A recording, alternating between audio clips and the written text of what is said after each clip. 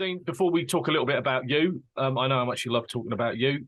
So we'll talk about the back-to-back wins. I mean, hugely important. I mean, at this point in the season where the side are to get those 6 points, it must have changed. The job's not done, but it must have changed things a little bit in the camp. Yeah, I think that just in most basic form in terms of just looking at the table, obviously it looks a lot better now than it did 2 weeks ago. And in terms of confidence and how we feel about ourselves, it's helped massively as well. Back-to-back wins against teams in the relegation zone is obviously massive, and two tight games, but we're happy we've come out on the right side on both, and it's obviously it's breathed a bit of life back into the campaign. Have you noticed has that kind of relief been noticeable from players in and around you? I wouldn't say relief, because obviously where we are is it's still lots of hard work to be done, and we don't think we've cracked anything, or but it's a lot better than what it was, and wins are the lifeblood of of football players. The confidence starts coming back, and people start wanting the ball more and prepare to run at people, and all those kind of things that happen once you get a couple of wins under your belt, and we just need to sort of control that and push it into the right direction, and keep trying to do the right things. Um, just talking about you, the period that you had away with injury is so weird. It's so rare, and it has been since we've been talking for however many years that you've been out for that extended period of time. Is that the longest you've been out with injury?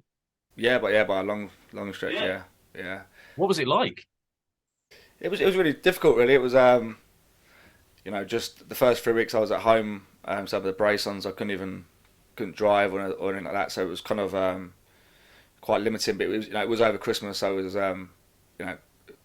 if the time was to have it, it would probably be then with the kids and stuff. To be at home, and then since then it's just been really frustrating. Really, it's just been slow progress, and then the medical team have been great, and Tom and Paul, when I've sort of been able to get back and do a bit of fitness work, have been good, and we've done lots of stuff, and quite early on I was ahead of schedule, which was quite encouraging, and once I knew I was ahead, it was kind of like a battle against myself really to see how quick I could get back, and those little things that you need when you're injured, like you play these mental games with yourself, and that was sort of my focus, which has sort of helped me get back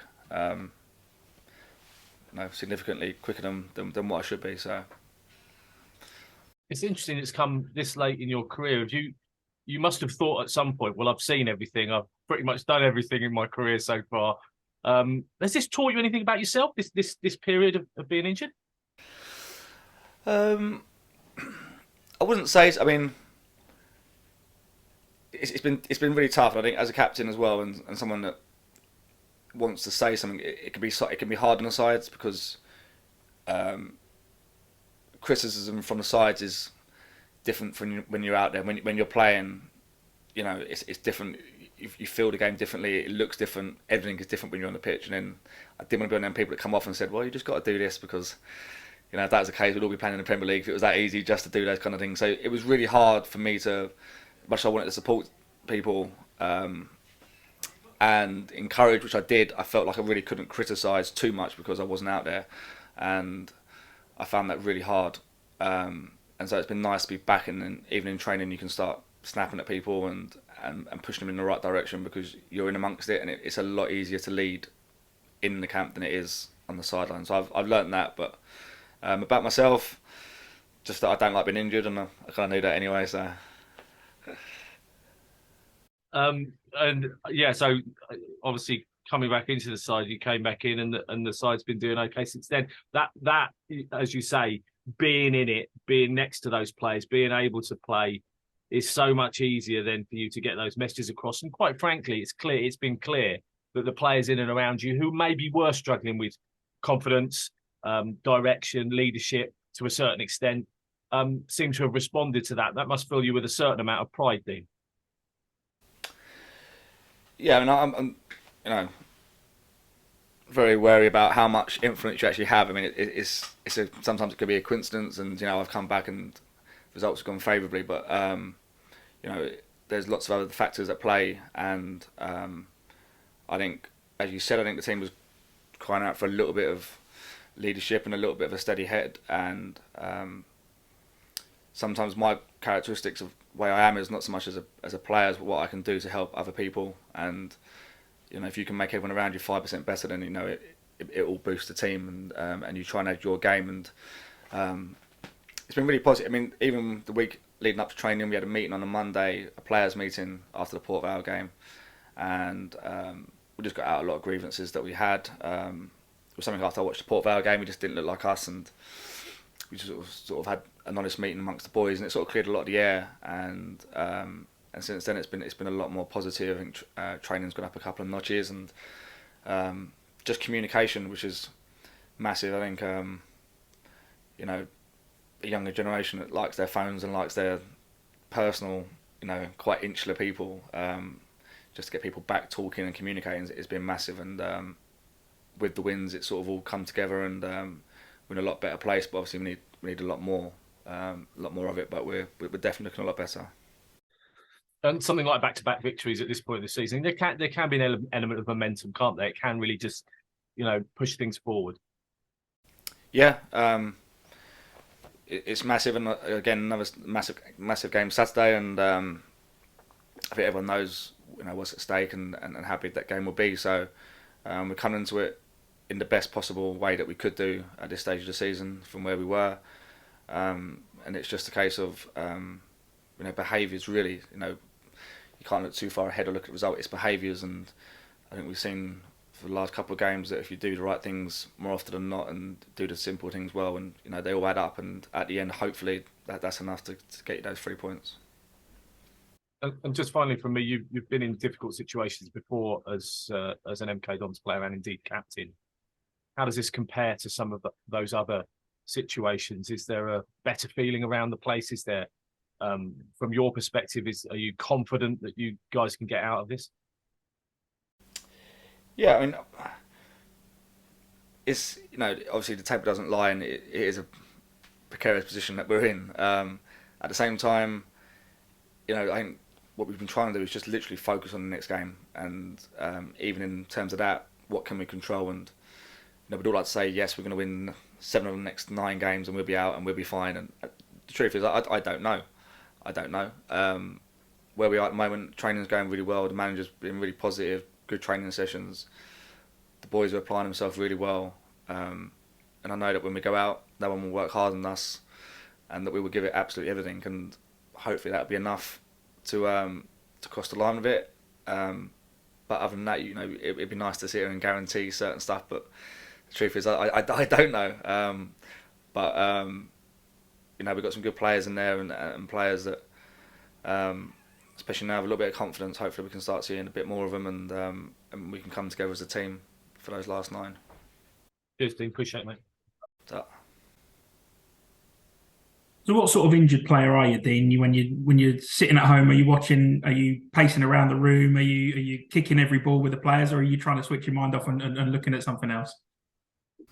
No, I'm a frustrated injured person. Really, it's you very slip. You turn into a fan, and why are we doing that? What's he doing that for? It's really easy to slip into those kind of into that mode, and I've been a frustrated watcher. Really, it's been difficult to watch sometimes, and it's just not easy. When you know you want to be out there and you can't, it's very frustrating. And of course, with some tough results as well during that period, it must have been doubly frustrating in the fact that you knew that you could possibly have helped him out, or at least been a voice in the dressing room. But like you say, you don't want to be that negative person from the sidelines. Yeah, it was really tough, and I think there were some games, especially at home, where I think performances deserved more than what we got. Definitely the Shrewsbury game where we conceded in the 90th minute. That game we was by far the better team, and we didn't quite get it over the line. And those games are really frustrating when you're watching, because as a fan, you're watching it and you feel like you deserve more, but there's nothing you can do to influence it, and that is the case when you're watching it from the side. But it's just nice to be back and able to help and to take some responsibility as well. To know it's nice to to go out there and put your skills and yourself on the line, and sort of know that you're doing your bit as well, which has been nice. And there's been no hangover from the surgery or from the injury. You're feeling pretty good out there.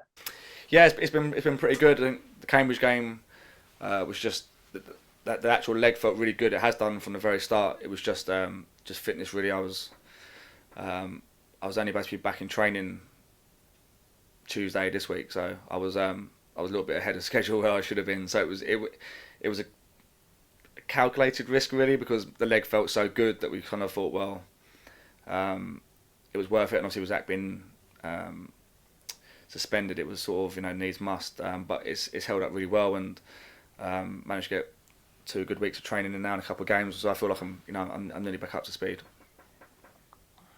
And of course, when we last spoke to you, it was just before you were due to go into surgery. Obviously, now your first few weeks of working on the training pitch with Mark Jackson, how's that all been? Yeah, it's been really good. Been really positive. Even when I was injured, we spoke quite a bit, but it's been nice to be out there and sort of get yourself involved and to see how he works. And it's, as I said earlier about even playing, it's easier with coaching as well to sort of to understand what people want when you're out there and you can see the pictures for yourself and you're doing it. So yeah, it's been really good, and just sort of trying to help where I can, and messages and stuff, and and being vocal and in training and trying to help as much as I can. But yeah, I've been impressed with training and with Robbie as well. It's been a good couple of weeks. Whenever a new head coach or manager comes in, they often say, we want to slightly change things. They want to bring in their own philosophy and stuff. But given the way the last few weeks have been, and now this recent upturn in form, do you think it's almost been a case of, right, let's just win by any means necessary now, and almost make those longer term plans, sort of push them to the side a little bit, and just get out of trouble before you start reinventing the wheel? To a degree, I think we've tried to simplify some things. I think there was